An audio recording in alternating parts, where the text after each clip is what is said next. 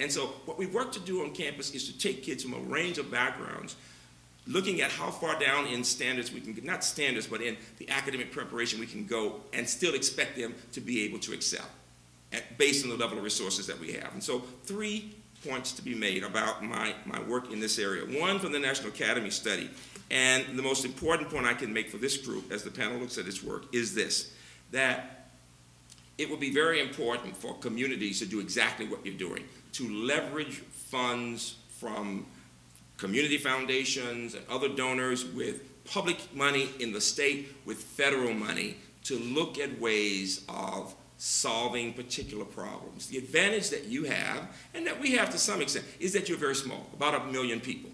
It's very different from big, big states. I mean, it's possible to build relationships here. Thanks so much. Thank you. To build relationships in such a way that you can build trust. If you can build trust, all kinds of things are possible. For example, we decided to rethink the way we teach and learn in chemistry, first year of chemistry, since 60% of the students were earning grades that were below a C. And these were kids who were getting 4s and 5s on AP chemistry. The problem was this: if you know the AP exam work, if you know the formulas and you've solved problems of particular types, you can fairly well plug in AP work, and you're going to get a 4. You're going to be fine. But in calculus, the same way, A, B, and B, C. And so if I give you a test in college in calculus, I'll give you 5 problems, 3 of which will be the type we've seen before, but 2 of the problems I'll change in some way, just to see if you can really think. And if you're not accustomed to seeing something that you've not seen before, all of a sudden you're upset and you don't do well. And it happens all the time.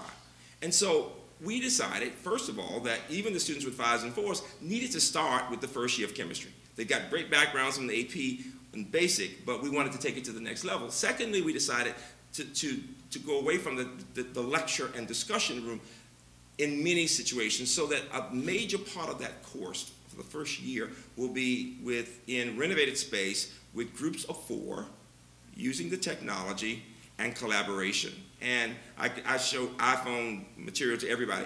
Chemistry for us is loud and disagreements, and it's people laughing, and it's one person who's project manager, one person who is the blogger, one person who's the provocateur, and they change the roles, and the freshmen hate it. The first half of the semester, I get more emails from very arrogant little freshmen saying, I earned a 5 on AP chemistry in the 10th grade or 11th grade, I've never made a B, I don't need anybody. And that's the attitude. Because we teach kids in high school, typically, that if you're really good, you don't really need to work with anyone else. It's only if you're not doing well that you need to be tutored. So we send the message to people that if you have to be tutored or work with somebody else, you must not be as bright. No, watch this. How many of you knew by the time you were in the 11th grade that you were either a math, science type or a history, English, and arts type? Raise your hands. Look around the room. There's a reason for that.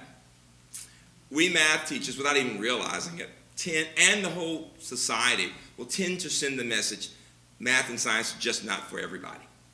We send that message, and we don't have to say it.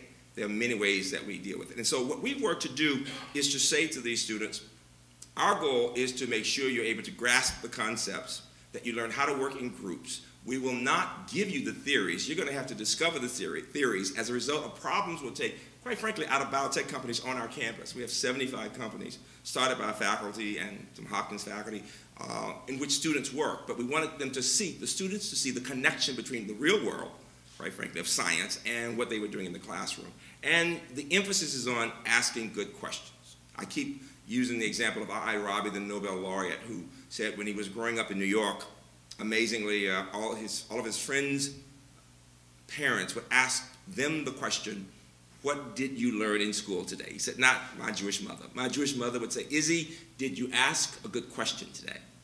And the practice of encouraging his curiosity, he said, made him the thinker he became. That's what we're working to do with undergrad education.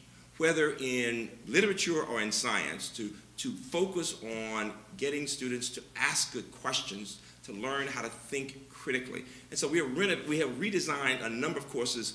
First year courses, chemistry and biology and mathematics. We have leveraged grants from Howard Hughes, from Gates and other places, and we're now doing that, getting ready to have proposal writing for areas in the humanities and social sciences. At the basic K through 12 level, what has been most helpful to our campus in working with systems around us that fits with the recommendations of that National Academies report has been to use some private donation money coupled with NSF funds. So the biggest grant I was serving as PI on was a $12 million grant for 3 years focused on rethinking elementary and middle school math and professional development of teachers. The challenge in K through 8, the superintendents in the room will appreciate this, is that people are expected to teach pre-algebra and algebra and don't have a math major, have not taken challenging courses in math, have done much more in methods courses than in the substance of the work, and are afraid. I chaired my state's STEM commission some years ago, and teachers were very clear that they are afraid of math in large numbers. And so the idea of supporting the teachers, not threatening the teachers, not making them feel as if they're not important, because they've got so much that they understand about language, for example, about children's behavior. How do you give them the math skills they need? So we created courses by listening to those teachers, looking at the curriculum, and developing levels of education that were important. And so the key for any group is how to bring specificity to the work. I said this earlier.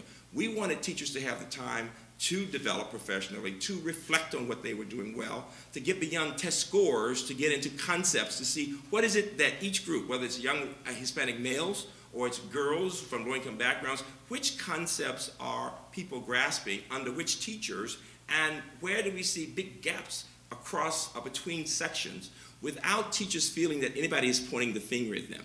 How do we allow teachers the time they need to compare methods of teaching a particular concept, and then to look to see how best to learn from each other?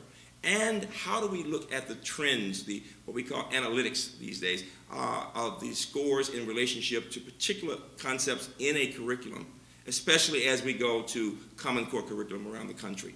It's very important for people to understand specifically what people are grasping and what they're not grasping.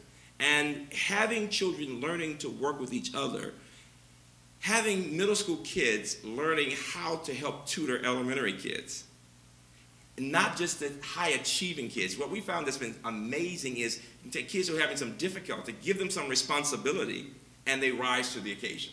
It is amazing. And then how do we create teachers who understand the culture of people coming from different backgrounds?